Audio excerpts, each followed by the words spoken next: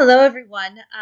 If you were lucky enough to attend the Mountain Chalet presentation of this, I am so happy for you.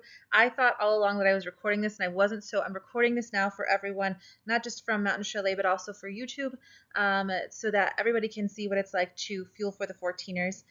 Just a brief introduction. My name is Jenna Moore. I'm a sports and performance dietitian in Colorado Springs.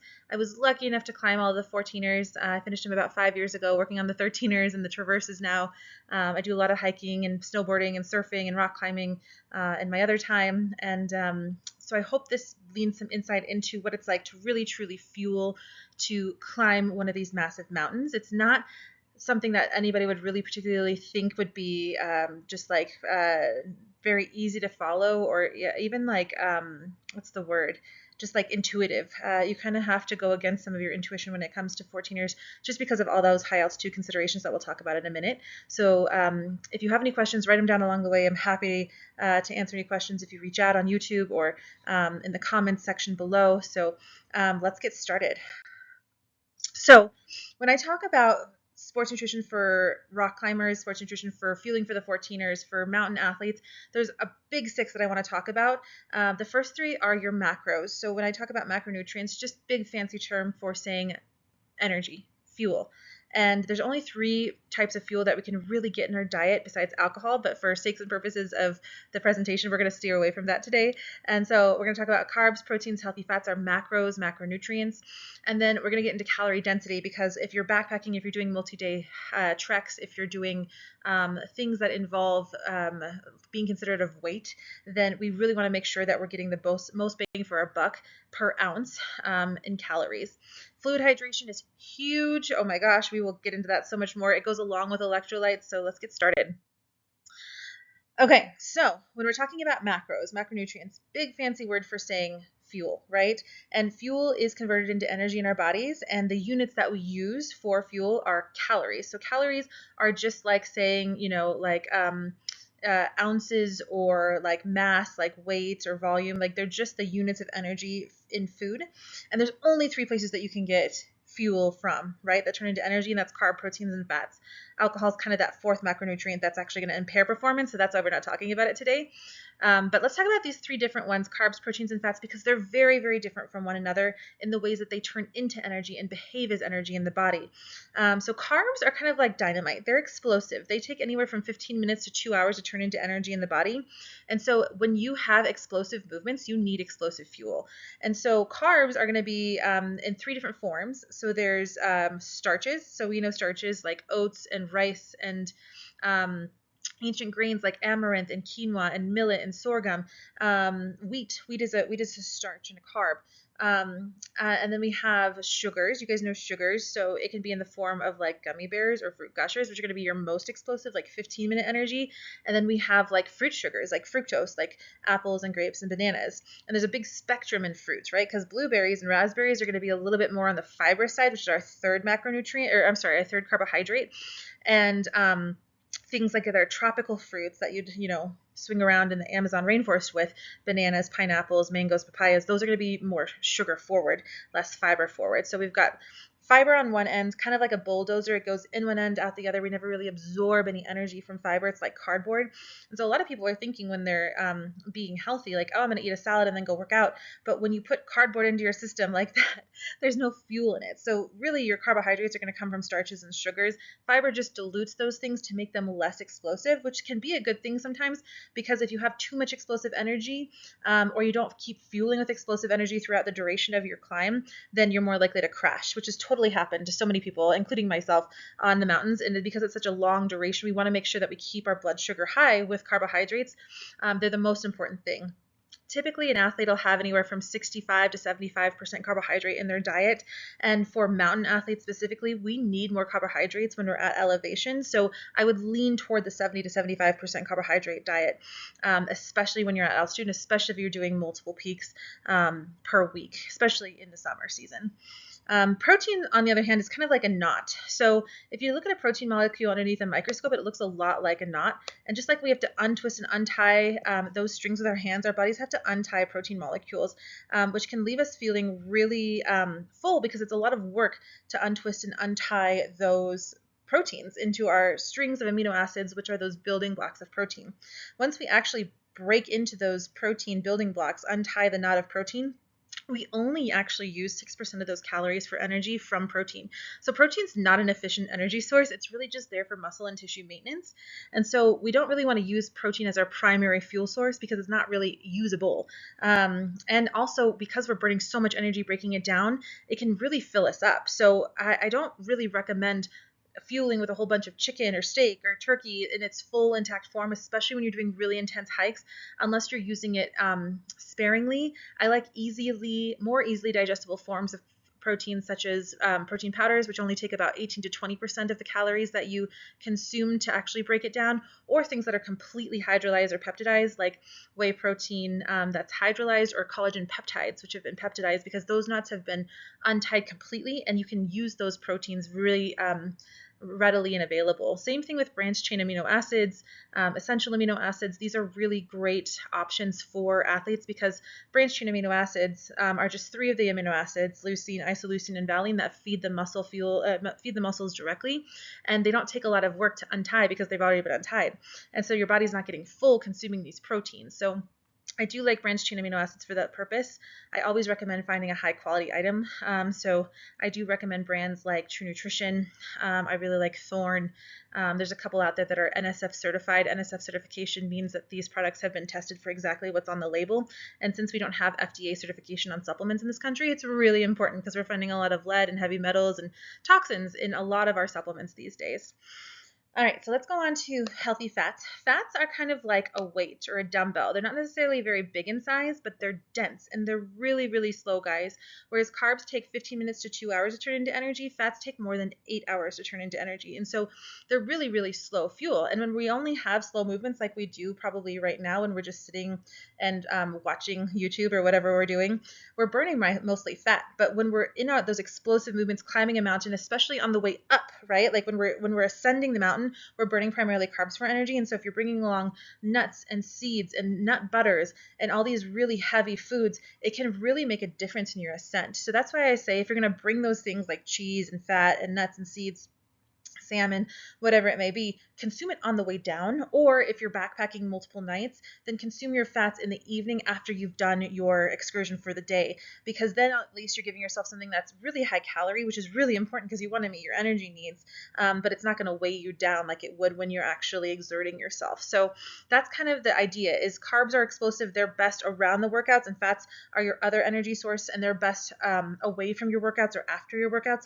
And protein we want to kind of do throughout the day in small, easily digestible amounts on an average day optimally. And if you're really getting at it, then really make sure that you're optimizing your protein in the form that you're taking it in, because we don't want to consume complex proteins that are going to fill you up and suppress your appetite, because as we all know, altitude suppresses our appetite.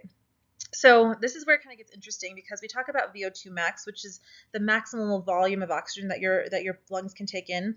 And when you're at those low intensities, like we were talking about, below 50% of your VO2 max. So think about it like on a scale of 1 to 10, an RPE, rate of perceived exertion scale, where 0 is I'm not doing anything and 10 is like I am fully exerting myself. If you're at a 0 to 5 and even almost 0 to 7, right, low to moderate, you're burning a lot of fat for energy. But when we get into these high intensities, that's where your body's burning primarily carbs for energy. And so we have to put those carbs back. Carbs in the form of muscle glycogen is where our body stores that energy. And so, and muscle glycogen is like just glucose, just carbohydrate that's stored in the muscle, so that your muscles, when they need them, when they're moving, can just readily access them. And so what we want to do is make sure that we maintain high blood glucose, high muscle glycogen stores, kind of like a tank, like an oil tank. We want to make sure that we're topped off. And that's where that carbo loading comes in. So we'll talk about that in a second. So this is kind of where we want to gauge our intensity, right? Because there's so many peaks that if you know, like Mount of the Holy Cross, where you descend a whole mile to get down to the part where you go up, like we want to time, like this, the saying in the world of performance nutrition is that timing is everything. And so we really want to time our fuels around what we're about to do on this excursion, because if we can time it, then we can optimize our energy efficiency and also our performance. So carbohydrates. So these are just general sports nutrition recommendations. Before we do anything else, I do want to say that it's really important to train your gut. So I work with a lot of collegiate athletes. I've worked with professional athletes. I've worked with novice athletes, and I mean, 9 out of 10 times, no matter what athlete I've worked with, they're under fueling and they're also not training their gut to endure the amount of carbohydrate that they need per hour. So we train our gut just like we train our muscles. And if your body is only used to consuming, let's call it 120 grams of carbohydrates a day, and you're needing like 700, we can't jump to that today or tomorrow because our body hasn't adapted to that. We have to ramp up, and it's really important that we do that because otherwise we can get a lot of issues like gastric emptying. We can get runner's trots. We can get so many issues from overfueling. So we don't necessarily want to do that. We just want to kind of upregulate those carbohydrates. So when we talk about these recommendations, keep that in mind because just to give you an idea, if we're doing 30 to 60 grams of carbs per hour, there is like 15 grams of carbohydrates in a slice of bread. There are 30 grams in a whole medium banana. And so if we're doing a whole medium banana per hour and we got an 8-hour hike, that's a lot of carbohydrates, also a lot of volume. So that's where we start to think about carbohydrate density and starting to get strategic about what we're going to do.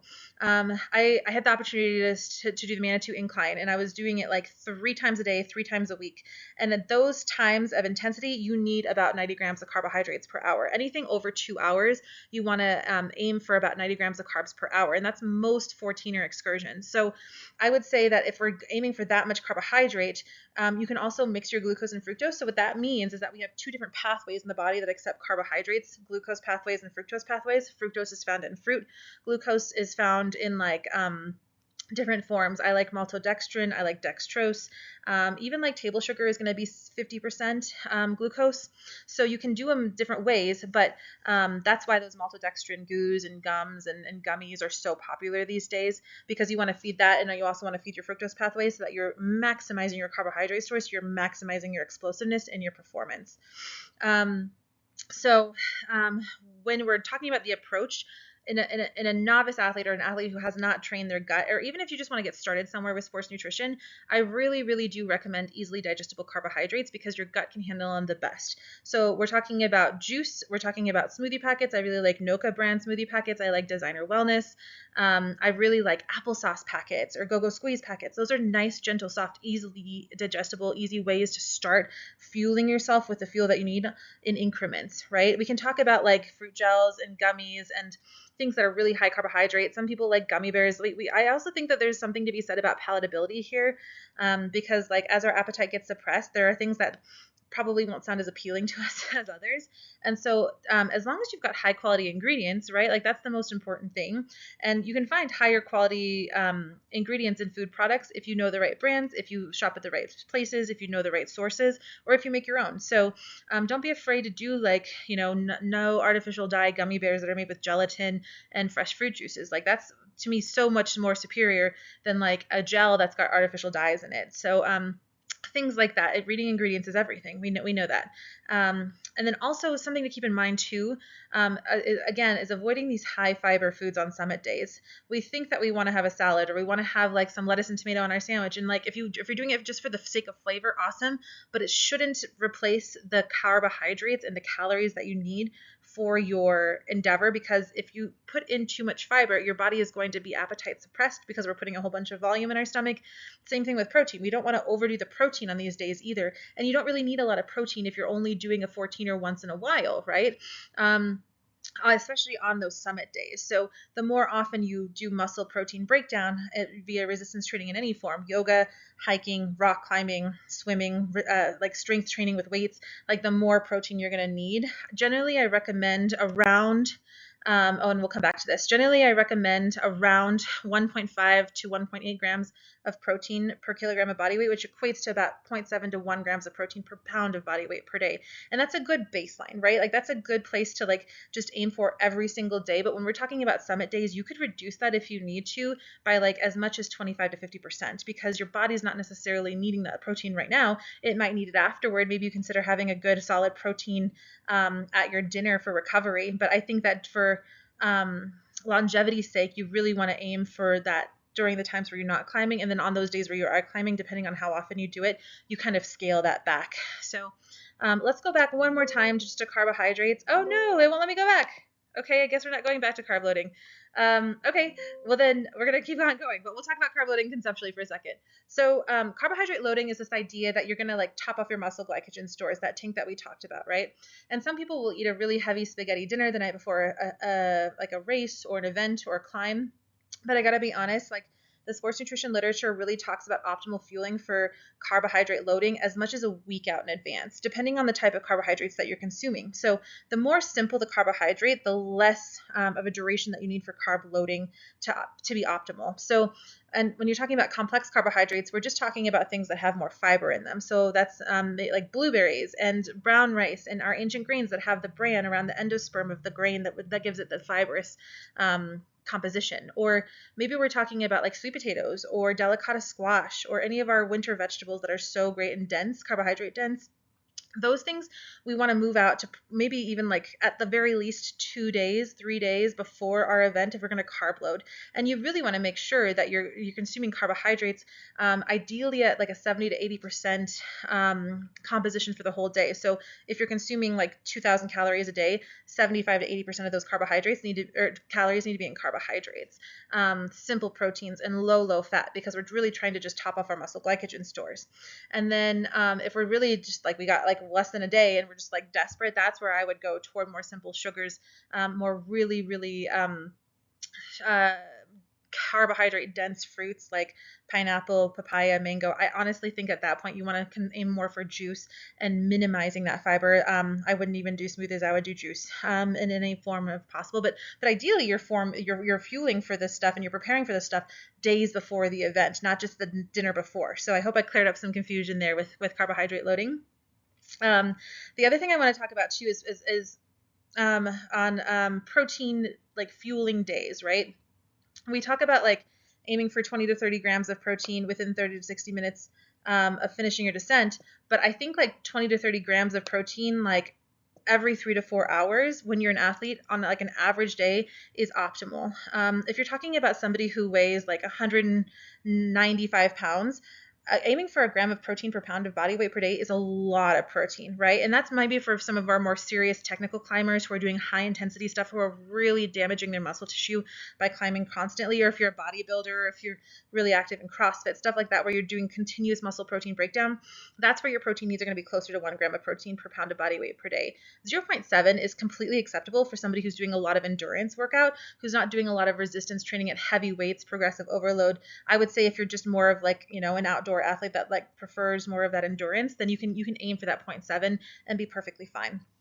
And so what that equates to is usually and optimally about 20 to 30 grams of protein every 3 to 4 hours, not just within the golden hour, but on a daily basis. We're waking up and we're having small bouts of protein throughout the day, if that makes sense. So if you're aiming for breakfast, right, maybe it's a Greek yogurt with some berries and a couple of eggs to go with that, because you're aiming for that 20 to 30 grams. They're like 15 grams maybe in a Greek yogurt, 6 or 7 grams in an egg. So we want to aim for that 20 to 30 every single time we eat. And I think a lot of people fall short of that, especially at breakfast. Dinner, we don't have so much of an issue, right? Because we're consuming steak or chicken or beef, or even like, a special consideration is like vegan athletes, making sure that you're getting like a really good true source of protein, because your protein sources in a plant-based diet are going to be either high carb or they're going to be high fat, like nuts and seeds or like lentils and beans and legumes. So you really have to make sure that you're being intentional about that, because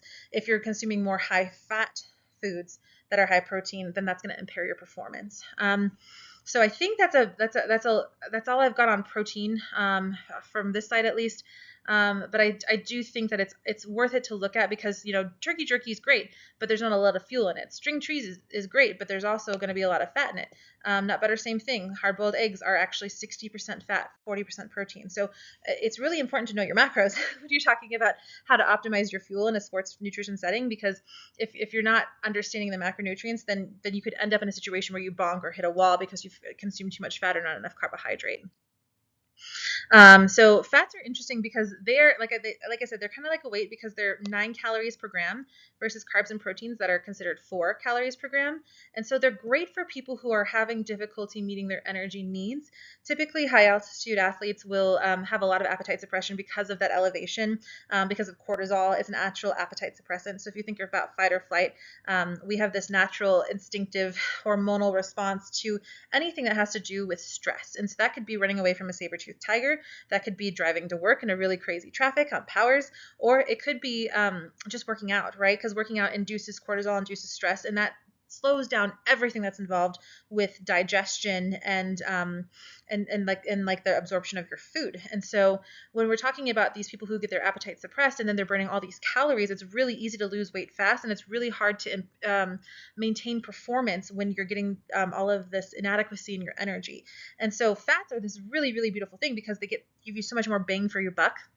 We have to talk about omega-3s. Omega-3s are the most important fat, in my opinion.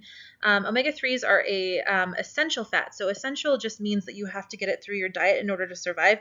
Nutrients that are essential, they are essential to live, but you have to get them through your diet because your body can't make them yourself. So non-essential nutrients are things that your body can make themselves. So we have essential fats like omega-3s. We have essential proteins or amino acids. And then we have non-essential things, and we have essential vitamins and minerals, right? Like vitamin C.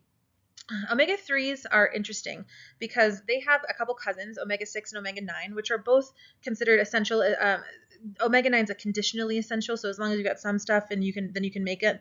But omega-3 and omega-6s you have to get through your diet. Omega-6s are really interesting because they're actually pro-inflammatory in nature. So omega-6s are still essential, but we only need so much of it, and if we get too much of it, then it becomes pro-inflammatory in the body.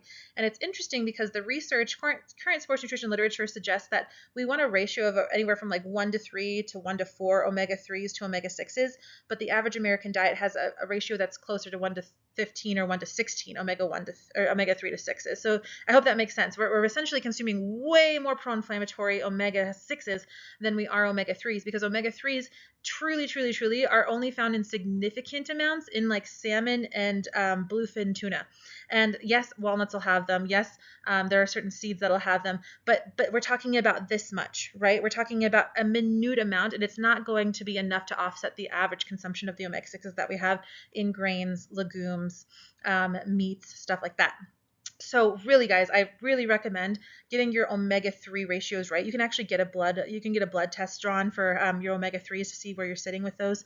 But I really do recommend consuming either salmon on like a 5 to 6 day a week basis, or considering supplementation with an omega-3 that's high quality like Nordic Naturals.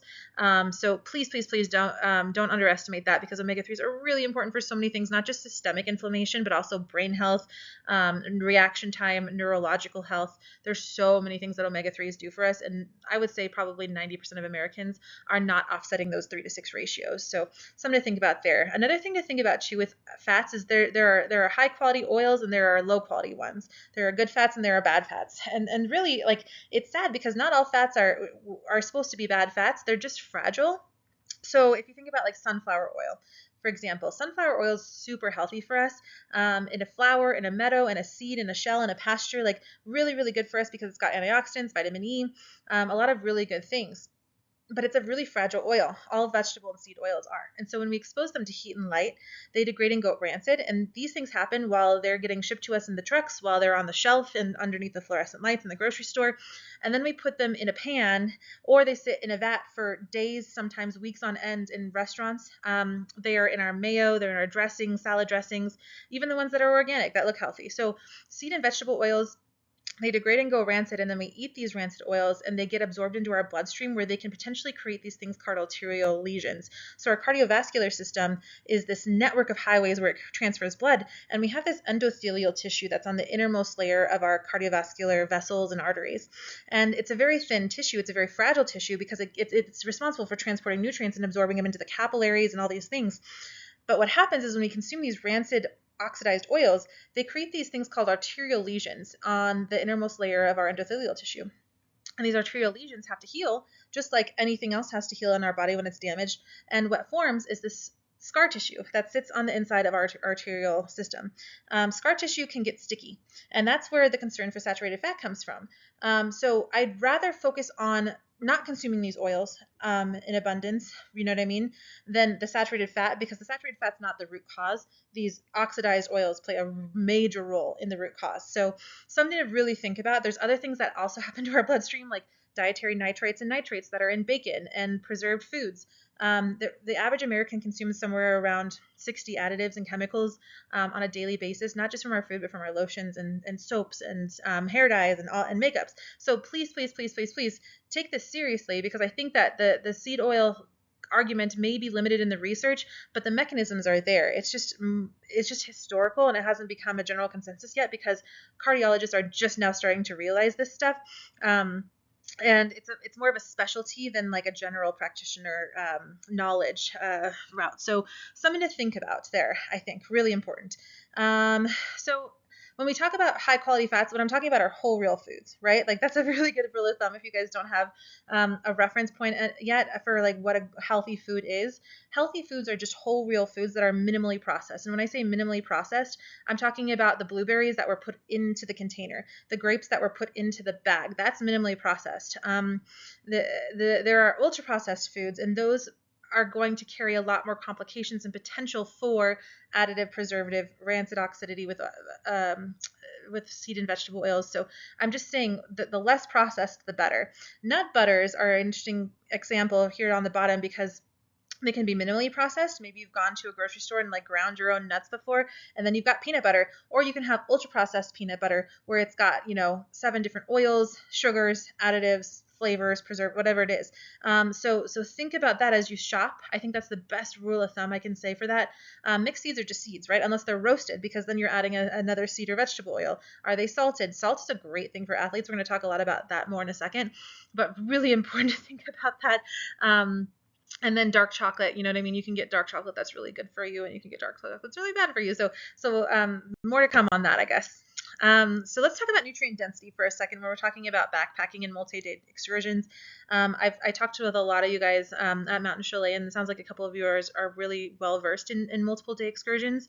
When you've got 70 pounds of weight on your back, I know how important it is to make sure that your food is as light as possible. And a really big factor in that is water, right? Because when you hydrate a food, and when you have foods that are naturally already hydrated, like fresh foods, they pack a lot more weight. And so the idea on the trail is, as long as you're not having any like histamine intolerances or issues with glutamate, fresh is not always best. And ideally getting, a water filter that you bring with you to rehydrate your food so that you can put it in your jet boil or whatever it is kind of optimal. And so the idea is you're aiming for 120 to 150 calories per ounce of food in your pack. And that's going to give you, ideally, when you pack enough food, the best bang for your buck, because you've got the calorie density to give you what you need in a day of excursion. I mean, athletes can burn anywhere from 35 to 6,500 calories a day on a really long excursion hike. And so that's why I say, if you're talking about 1,500 calories per 10 ounces of food, which is like 2/3 of a pound, you've got almost what you need there, and it's going to be optimal for what those dried foods are typically weighing. Nut butter squeeze pack. I love honey sticks. They're my favorite for you guys. Please consider honey sticks. They're a great, easily digestible, quick boost of energy when you need it for that last ascent, final push. Dehydrated meals are so popular. Check your ingredients, please, please, please, on these. Ideally, dehydrated meals are just dried food. You know what I mean? They're not this like preservative laden thing. Also be mindful of like dairy and gluten, because those things do pack an inflammatory punch in all Americans, not just those with celiac and dairy intolerances. Questions, ask me later. But Pro Bar, Tahoe Mountain, I love Bobo's oat bars. I like the Nutri-Grain and the Luna bars if they've got the cleaner ingredients. Some of them don't. Some of them do. You just have to check the labels.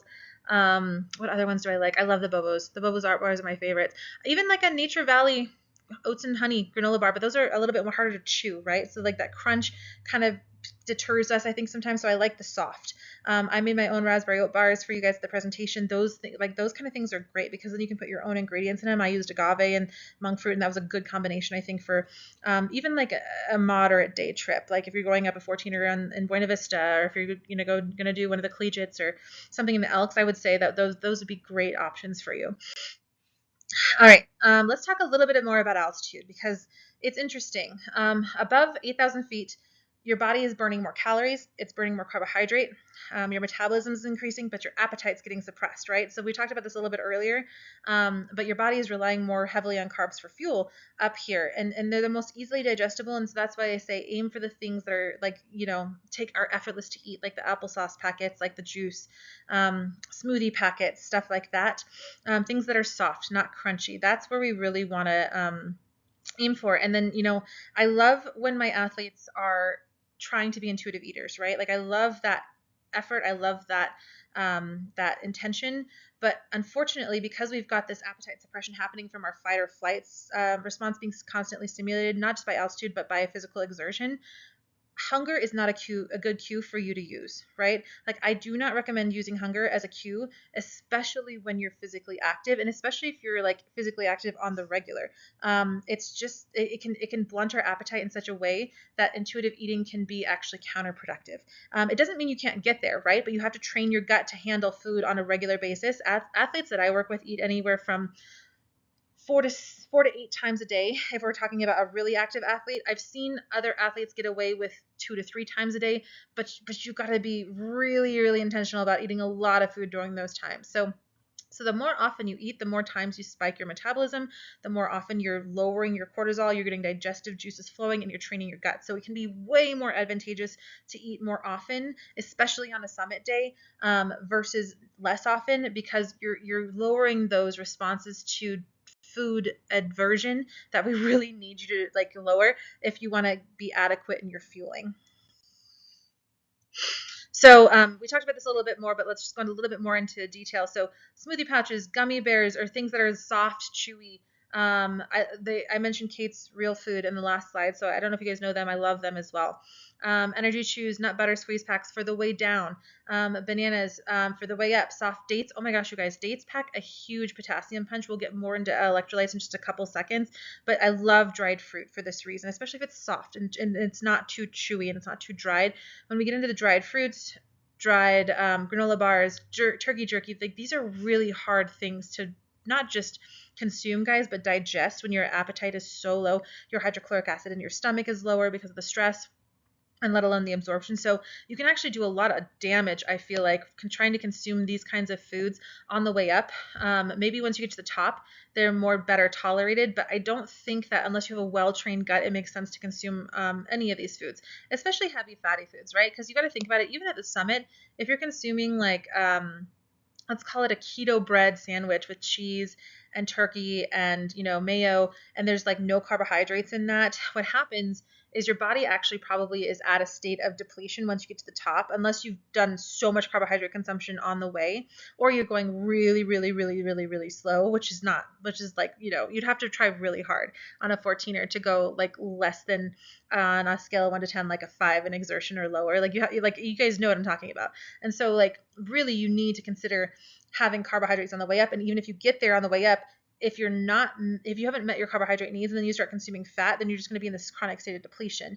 People talk about like a protein window, and it's kind of like a bro science myth. There's no such thing as really a protein window. If you're trying to build muscle, you do want to consume 20 to 30 grams of carbohydrates every 3 to 4 hours until you meet your needs, instead of fueling all at once with your protein, because they can shut down protein absorption pathways for building muscle. But when it comes to muscle maintenance and even just muscle protein optimization, you really want to make sure that like you're consuming your daily need of protein in small increments throughout the day so that your protein absorption pathways can take it in and put it into muscle.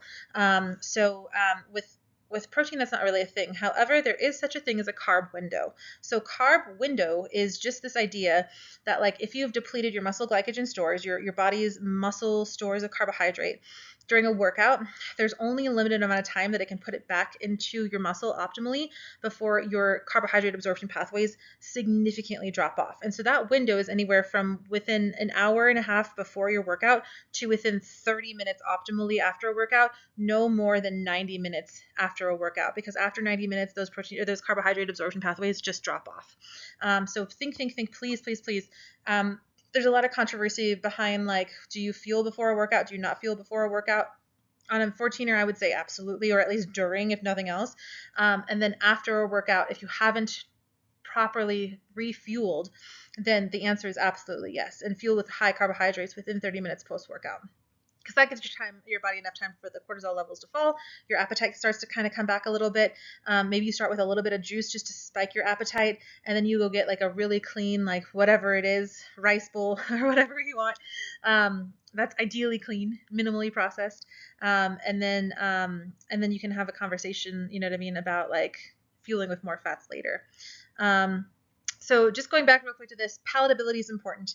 It makes a difference. Like the psyche is a really big thing on these 14ers because your appetite's suppressed. You're not feeling like you really want to eat anything. And so sometimes the difference between having some animal crackers versus like, I don't know, a gluten-free cracker might make a difference. Something that's easily to chew. And then also like easy to access, because like when the food's at the bottom of your bag and like you're on the final pitch, you don't want to go all the way through your bag to like find that thing at the bottom that's going to be yummy. Like make sure it's the top. I put it in my top zipper or in my pockets, and I just have it there for me. All right, let's talk about fluid.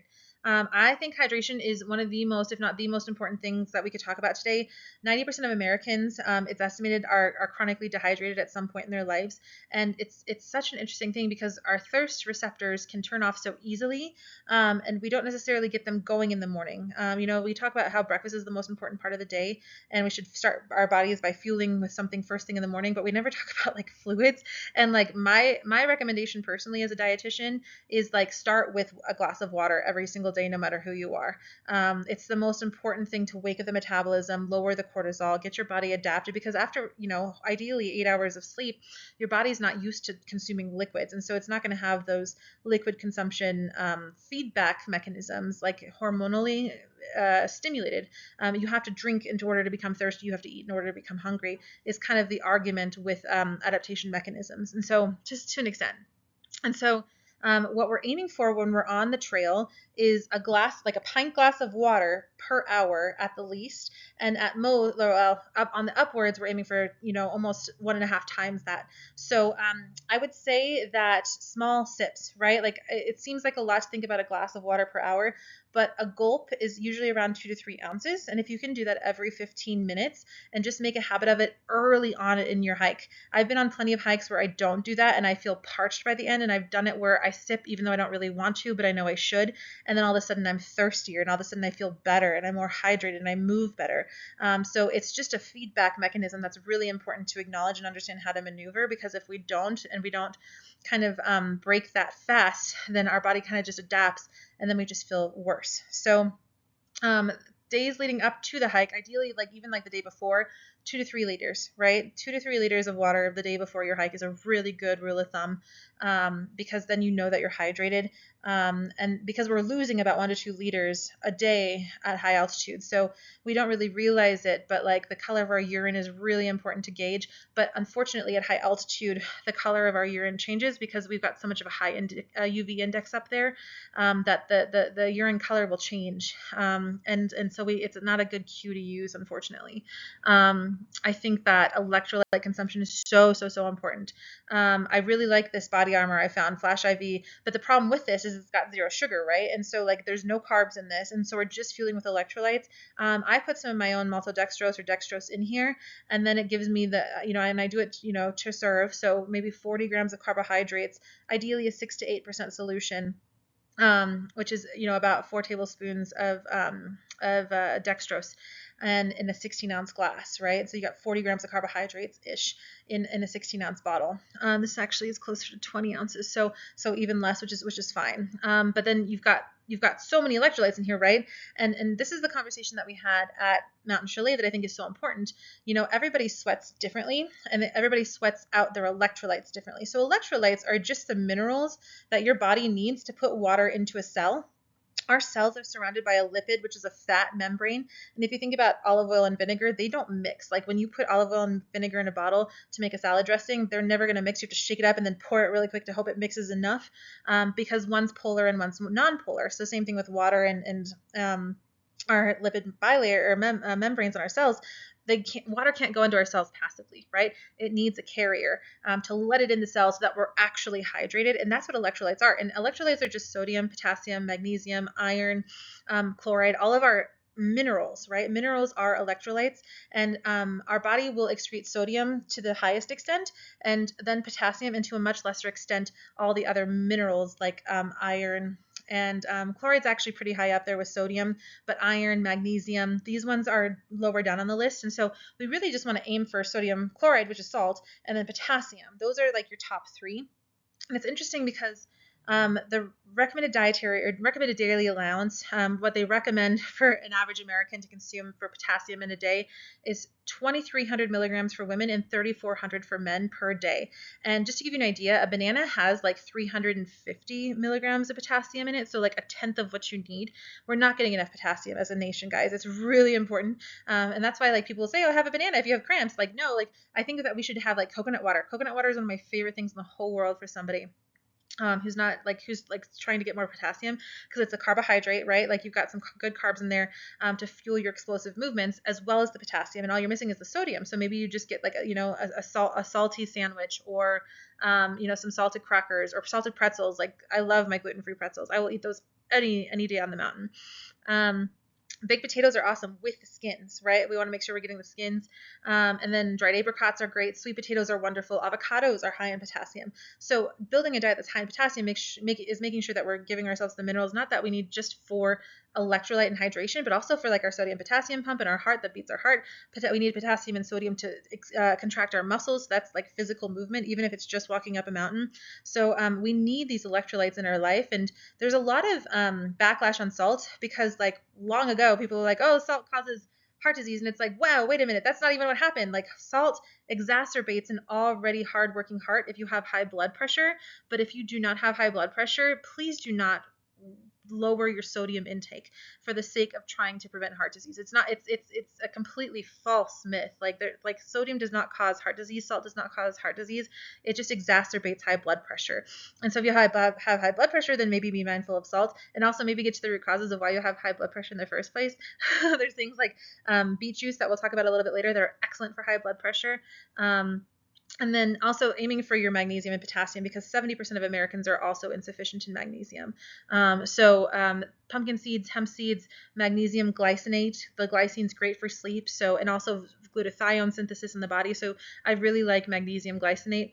And then look at your electrolytes, right? Like I really like LMNT. I like Liquid IV. I like Precision Hydration. I like Noon, but Noon's very different from Liquid IV, right? Noon is going to have maybe closer to 250 milligrams of sodium, depending on its line and its model, compared to like 500 milligrams of sodium. So if you're somebody who has a lot of residue on your clothes when you sweat, that's usually the sodium. And so you're somebody who needs a higher sodium electrolyte. So yeah, think about that. That's a good one. So here's just some practical strategies to put into play. Really, especially like if you're doing multi-peak days, but also like if you're just somebody who, struggles with appetite in general, grazing is your best friend. Think of it as like a rolling buffet. You really want to think about like having just a bite of something every couple of, every hour or so, and then every couple of hours making sure that you're fueling with like something that's substantial. And by substantial, I mean like, a handful of food, not just like a sip or like, a swig of juice, but something that's like a handful of nuts or a bar or a fruit or something that's actually going to be substantial enough to fuel you. But like by doing those small sips, those small bites in between, you're giving your body positive feedback to calm its cortisol pathways and lower that appetite suppression so that you're ready for those meals when it is time. Preloading, so high sodium electrolyte and a carb heavy dinner, nothing better you could do the night before to feel good and make sure that your glycogen is there, especially if you haven't done the work to carb load the days before and you just want to make sure that you've got more than what you already had. Like at that point, it's, you know what I mean? It's this or nothing. So something to think about there. Let's talk about supplements. I am a supplement lover. High quality supplements are wonderful things. I really like the new app Suppco, SUPPCO. It's a good app that rates the different supplements on the market. And I think that we don't really have anything because the FDA doesn't regulate our supplements in this country. And so I think that to have something to show you, like, is this a good quality supplement or not, is a really important thing. There's a couple different ergogenic aids, they call them, sports performance enhancing aids or supplements that have been shown in the research to really make a difference.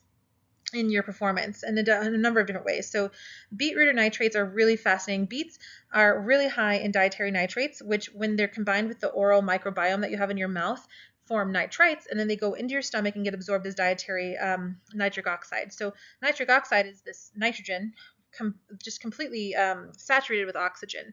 And when we're in these hypoxic thresholds, right, little oxygen in the air and the atmosphere, and we're climbing these mountains and we're fatigued and we're about to hit that lactic acid threshold, what happens is nitric oxide can perfuse into our muscles and get us going for faster and longer. And so I love beet juice for that reason. Not everybody loves beets, but like beet juice, Beet It Sport is a really good brand. Like even like that 1 week preloading phase with beets can be really beneficial for those hypoxic threshold times. And they can really improve your performance during high intensity efforts. Caffeine is probably the most common one we'll talk about. And there's a lot of good to caffeine and there's a lot of concerns with caffeine. So let's talk through a handful of these. Current sports nutrition recommendations for caffeine in milligrams per kilogram of body weight is 3 to 6 milligrams per kilogram of body weight. So that translates to around 150 to 200 milligrams for like the average American. And I think it's important to take note because that's on the lower end, right? Like, so 3 to 4 milligrams per kilogram of body weight. If we have an athlete that's 220 pounds and they're taking in 3 milligrams per kilogram of body weight, that's 300 milligrams of caffeine. And so once you hit that 300 milligram, the research shows that caffeine can be more of a diuretic, which just means that you're excreting more urine, which means that you're way more likely to be dehydrated faster. And so I'd be very careful with that threshold. Another thing that you want to really think about with caffeine too is it's an it's a ADP receptor antagonist, which means it just basically impairs your fatigue. And so what happens is we get these fatigue receptors that are impaired, but it also really spikes our cortisol.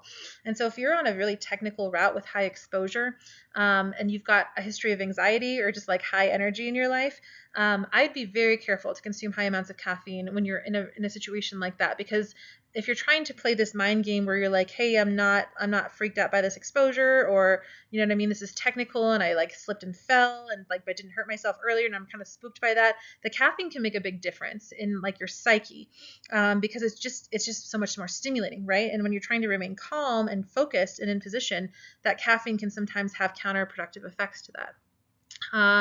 Caffeine has a high half-life of around 9 to 12 hours. And so if you're consuming caffeine later in the day, you can have difficulty sleeping. And we really want to make sure that we get a good night's sleep after we work out this intensely on a 14er. So please use caffeine responsibly. It's not supposed to be something that we just use in excess. And I think a lot of people will use it in excess. Iron is an interesting one. Iron is this molecule that is found in our blood. And when we are hiking, when we have 30 to 50,000 steps in a day on average sometimes, what can happen is this thing called foot strike hemolysis, right? And so that's when we continuously strike our foot on the ground. And when we're doing that, we're killing these red blood cells. When we kill these red blood cells, we're basically freeing up iron. And when we build new blood cells, we need more iron because that freed up iron is essentially moved to our lymphatic system and excreted. We also sweat out iron. So a lot of athletes who are, especially ultra endurance runners and 14er climbers who are doing it to the max, can experience a lot of iron insufficiency and deficiency, and that's really important because iron is what carries hemoglobin, and hemoglobin is what carries oxygen. And so if we don't have enough iron, we don't have enough oxygen, we can't perform. So really, really important to get your iron checked regularly. Consume, iron-rich foods, including beef, chicken, ideally 2 to 3 times a week if you eat meat. If you don't eat meat, it's really important to consider having what I would probably say is like a supplement. Consuming non-heme plant-based iron sources need to be consumed with vitamin C because they have completely different absorption pathways. And so consuming non-heme iron like lentils or chickpeas, you have to consume them with something that's high in vitamin C so that you can help its absorption along. But iron that's animal-based is absorbed anywhere from 3 to 10 times better than non-heme plant-based iron. So, and also there's this thing called the hepcidin response. So hepcidin response is this idea that when our bodies are in a state of like high intensity exercise, we don't want to necessarily absorb a lot of iron. iron because iron is a metal, and iron can pass around these free radicals, these free electrons that do a lot of damage in the body. And so we shut down our iron absorption pathways in this hepcidin response, which can remain active up to 12 hours after physical activity. And so if you're working out in the morning and then you consume your iron afterward, or even if you consume it beforehand and then you work out and your iron absorption pathways are shut down, it's really hard to actually like optimize iron intake. And a lot of the plant-based sources of iron actually contain a lot of nutrients that compete for absorption, like calcium and others. So what I would say is that if you're going to supplement with iron, I would do it 12 hours after physical activity. So if you're going to do your workouts in the morning, take your iron at night, or vice versa, so that you can optimize your iron absorption. Iron bisglycinate is the best form, not iron sulfate, not ferrous sulfate, not iron chelate, iron bisglycinate. Chelates can be okay, or elemental irons are okay, but I prefer the bisglycinate form for a couple different reasons. So yeah, that's my whole take on iron. Beta alanine is an interesting one. It's an alkalizing agent. It can cause itching if you don't load it up correctly. I don't love it. I don't hate it, but it's good for ultra endurance runners. It's good for that, preventing that lactic acid buildup for post-workout muscle soreness. So something to think about there. And then truly, some of my favorite sports performance enhancing supplements in the entire world are herbs, particularly adaptogens. So adaptogens are just herbs that help your body adapt to stress. Rhodiola is a really good one because it stimulates mental cognition and reaction time. Eleuthero is kind of like the Hercules of adaptogens, really, really good for enduring high intensity stuff. Ashwagandha is really good for sleep. It can help you kind of wind down in the evening if you have chronically high cortisol. It can also boost testosterone. I love Shilajit for testosterone. I love cordyceps for lung function. I could go on and on and on about the herbs and the adaptogens that I love for performance, but I don't think that they're quite they haven't really been discovered yet, if that makes sense. Like they're not really like the trendy thing yet. And so they're that competitive edge that nobody's talking about yet for sports performance. And then last but not least, dextrose and maltose. I talked about these a little bit earlier. They're just the simplest forms of glucose. Dextrose is biochemically identical to glucose. And so, and maltodextrose is essentially a little bit more complex to digest, which is a good thing because if you just take in straight up glucose, you can crash. You're more likely to crash. So maltodextrose kind of gives you this more steady build, steady crash, if that makes sense. As long as, and you don't even have to crash as long as you continue fueling with it, right? Like that's the tricky part, because as soon as you start fueling with maltodextrin, you've got 15, 30, 45 minutes of that sustained energy, and then you have to continue fueling with it, or you have a continuous flow of it, throughout the day. You can put it in your electrolyte drink, right? Like you can put maltodextrose in your electrolyte drink. They have the chews, but I'd prefer to put it in an electrolyte drink with potassium and magnesium, sodium, and then you're kind of getting, killing two birds with one stone, getting your electrolytes and your carbohydrates and your hydration, three birds with one stone, with something that's a fluid or a drink. All right, guys, we got through it. Almost less than an hour. That's great. I hope you stayed. I hope I didn't overwhelm. I hope you stayed tuned. I hope it was interesting for you. Takeaways: eat early, eat often. Don't wait till you're hungry because it's not going to happen. Eat every 45 minutes from the first step. I like that one. Start with easy to digest carbs before the hard terrain, right? Like that's the most important part, is easily digestible. Maybe even like 15 minutes, 20 minutes before you're really about to ascend. Put those carbs in your system to give it enough time to get through your digestive system, through your bloodstream, into your muscles, so you're not lagging, you know what I mean? Salt's your best friend. I love salt. Some athletes I work with are consuming more than like 5,500 milligrams a day. So please don't be afraid of it. And then keep it simple, keep it digestible. You know what I mean? Like, train your gut into the more complex things. I know athletes who will consume carbohydrates like a sandwich, you know what I mean? Like a banana sandwich, like on the ascent, because they've trained their gut to handle those more complex carbohydrates. But start small and taper up. It can take 9 to 12 months to get to the place where you're actually meeting your carbohydrate needs when you're starting from scratch. So be patient with yourself. And I hope you guys have enjoyed this conversation. Feel free to reach out to me anytime. You're welcome to reach out to me on my website. The easiest way to get a hold of me. I'm a terrible emailer, phone caller, texter, but I'm great if you schedule a discovery call with me on my website, and those are free to everybody. So questions, reach out to me anytime. I hope you guys enjoyed this presentation, and enjoy the ascent on whatever excursions you have this summer. Thanks so much. All the love.